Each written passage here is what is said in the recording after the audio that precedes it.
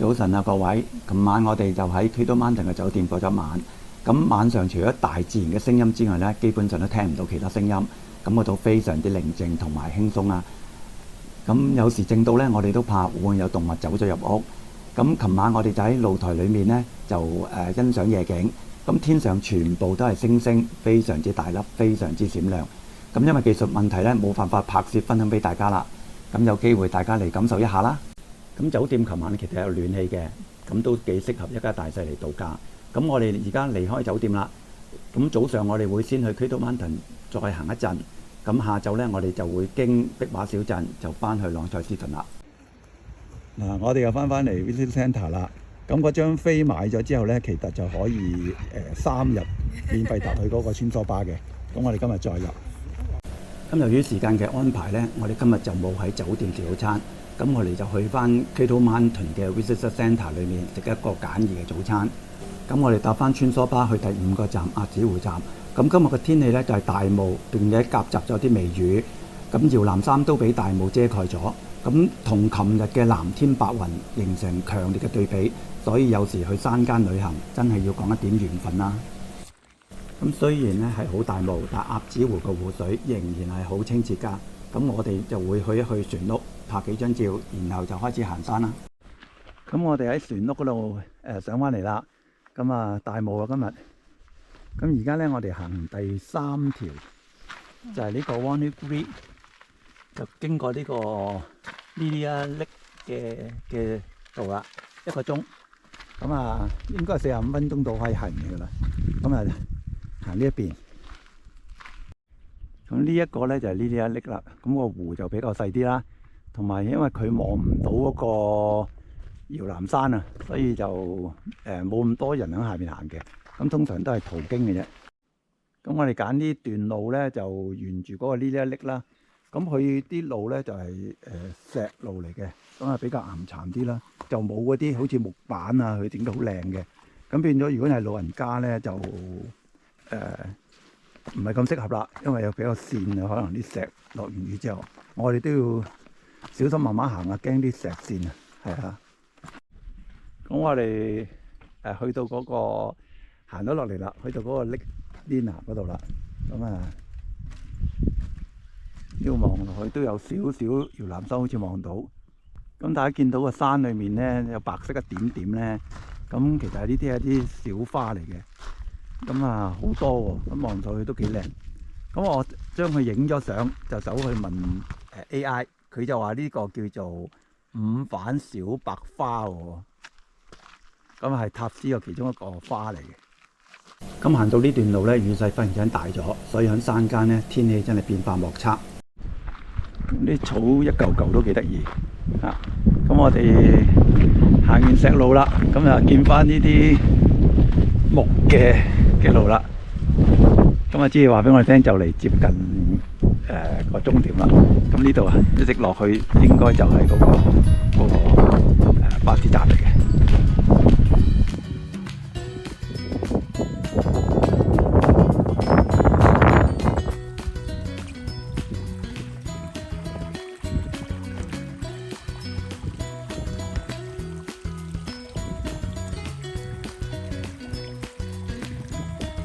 咁我哋離開咗嗰個山區啦，咁啊出到嚟呢個 track 嘅另一橛，就係一個比較廣闊啲嘅平原。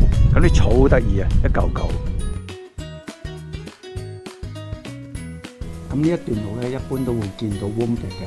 咁大家話落雨，唔知見唔見到咧？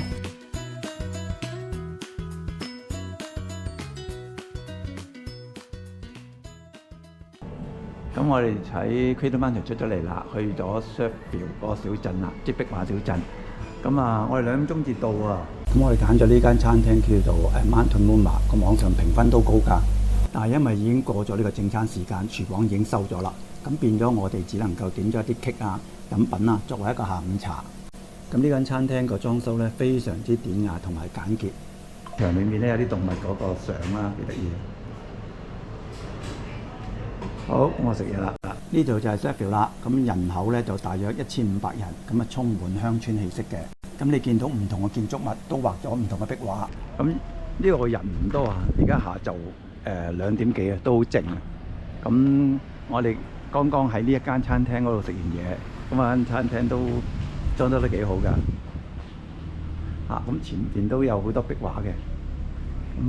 每一間建築物咧，基本上佢都畫咗少少嘢喎。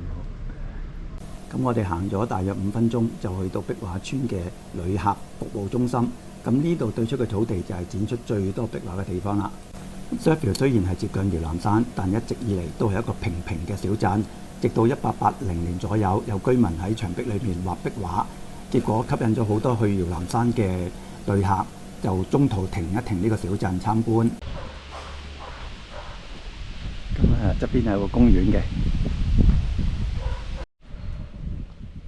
咁行咗個圈呢，就見到陳奕迅嗰幅啦。咁呢個打卡點啦。咁佢嗰幅畫呢，就咁嘅。不過有啲搞笑，我以前嗰陣時咧，佢就喺外邊嘅，就喺嗰啲棚嗰度嘅。咁今次咧，佢喺個咩位置嗰度咧？大家明啊？呢度行過去就係廁所嚟嘅。咁變咗你哋嚟揾佢嗰幅畫嗰陣時咧，你記住話個廁所喺邊度就會揾到㗎啦。咁其他嗰啲咧都仲有一啲畫嘅都幾靚嘅。咁之前咧陳奕迅嗰啲係擺喺啲棚嗰度嘅，但係而家就冇擺喎。另一個打卡多嘅畫咧就係呢個小人國後邊呢張啦。呢張咧就幾多同胞都嚟呢度喺呢度打呢一張畫啦。咁就有其他嗰啲嘅。咁除咗陳奕迅之外咧，另一個香港嘅藝人啦，周柏豪咧都放咗幅畫喺度嘅，但係呢兩幅畫咧其實都係個廁所個入口嗰度嘅。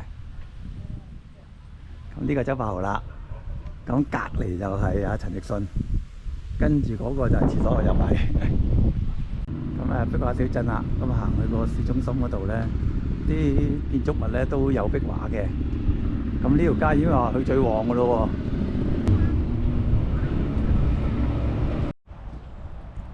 咁我哋離開咗壁畫小鎮，揸咗30分鐘車啦。咁嚟咗呢個 Christopher Hill 一個 Strawberry 嘅 restaurant。咁好多人都推介㗎啦，話呢度嗰個 Strawberry 嘅 cake 啊，同埋嗰啲雪糕好食嘅。但好可惜，今日佢有婚宴，俾人包咗場，咁要提早關門進行清潔，我哋就唔可以坐低食啦。